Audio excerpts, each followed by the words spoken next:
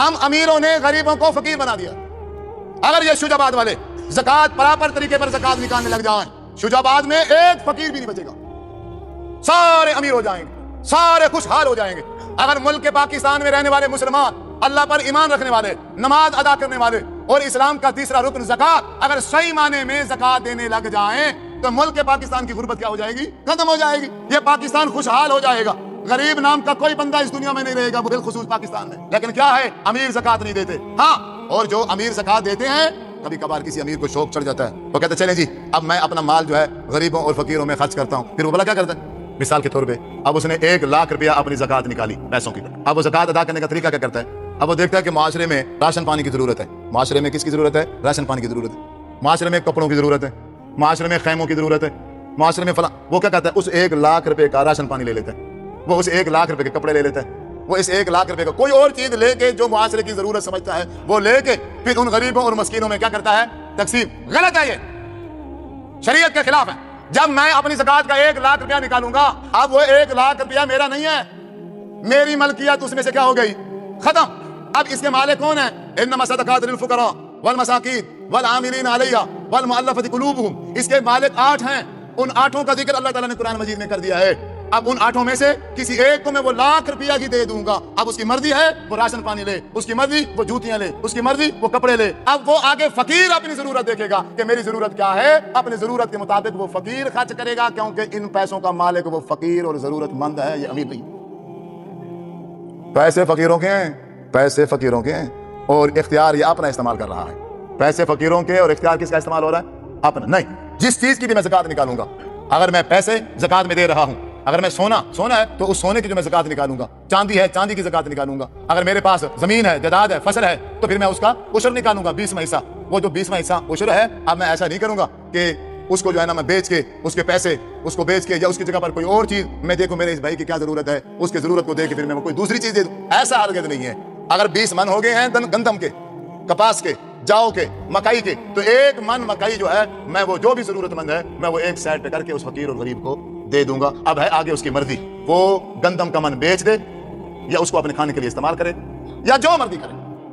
تو اسی طرح جو میرے بھائی دکاندار ہیں, کیونکہ یہ شہر کا ماحول ہے, اس میں زیادہ تر دکاندار ہیں. جب دکاندار اپنی زکات نکالے گا, اس کا طریقہ یہ ہے کہ اکثر کی دکانیں جو ہیں وہ کرائے پہ ہیں, مالک بہت کم ہوتے ہیں. اب اس دکان کے اندر جتنا مال لگا ہوا ہے, اب وہ دیکھے گا, اب اسی کو پتا ہے کہ میں صاحب زکات کس مہینے ہوا تھا, یا اللہ تبارک و تعالیٰ نے میرے اوپر یہ جو فضل کیا ہے, رحمت کی ہے, اس کو کتنا عرصہ ہو گیا ہے. جب 1 سال پورا ہو جائے, بندہ صاحب نصاب کو پہنچ جائے, 1 سال بھی گزر جائے, پھر وہ بندہ پوری دکان کے اندر جتنا سامان پڑا ہے, کپڑے ہیں, جوتی ہیں, برتن ہیں, یا کوئی بھی چیز ہے, اور ہر ایک چیز کا جو ریٹ ہے اسے پتا ہے, وہ بیٹھ کے حساب لگائے گا کہ میری دکان کے اندر اتنے لاکھ کا مال ہے, اور اتنے لاکھ میں نے ادھار دے رکھی ہے, اور اتنے لاکھ لوگوں نے میرے پیسے دینے ہیں, اور اتنے لاکھ میں نے لوگوں کے پیسے دینے.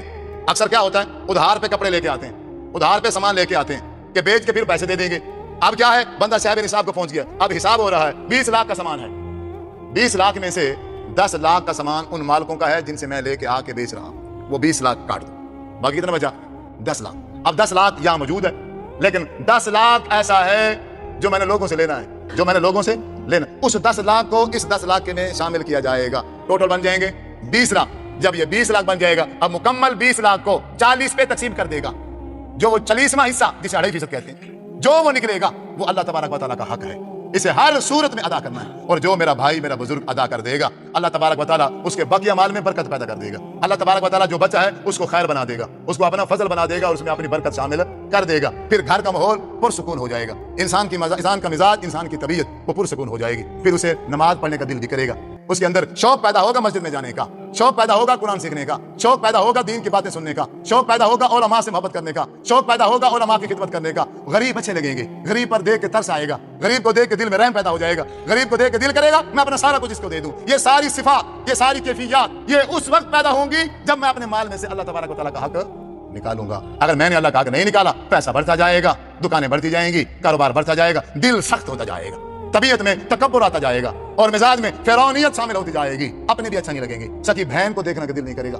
سکے بھائی سے نفرت ہو جائے گی, قریبی ہمسائے جتنے ہیں وہ سب فقیر لگے گا, یہ سب بیکار ہے, یہ سب میرے ساتھ لالچی ہیں, یہ سب میرے ساتھ اٹھتے بیٹھتے اس لیے ہیں کہ انہیں پتا ہے کہ میں امیر ہوں, انہیں پتا ہے کہ میرے پاس پیسہ ہے. پھر وہ شیطان وہ ساری کی ساری الٹی گیم چلا دیتا ہے. پھر گھر کے اندر دکھ, گھر کے اندر بیماری, طبیعت میں بے چینی, सोने के लिए वक्त नहीं है। उस दौलत को कमाया है, उसको खाने का टाइम नहीं है। जो दौलत कमाई है अब उसको पहनने का टाइम नहीं है। जो दौलत कमाई है अब उसको उससे फायदा हासिल करने का टाइम नहीं है। बस यही चक्कर है, बढ़ाओ बढ़ाओ बढ़ाओ बढ़ाओ बढ़ाओ बढ़ाओ। बाज़ औक़ात अल्लाह ताला ऐसी कैफियत पैदा कर देता है, उस बंदे को बीमारी ऐसे लगा देता है, तुम जितने मर्जी करोड़ इकट्ठे कर लो, अल्लाह कहता है मैं तुम्हें ये खाने नहीं दूंगा।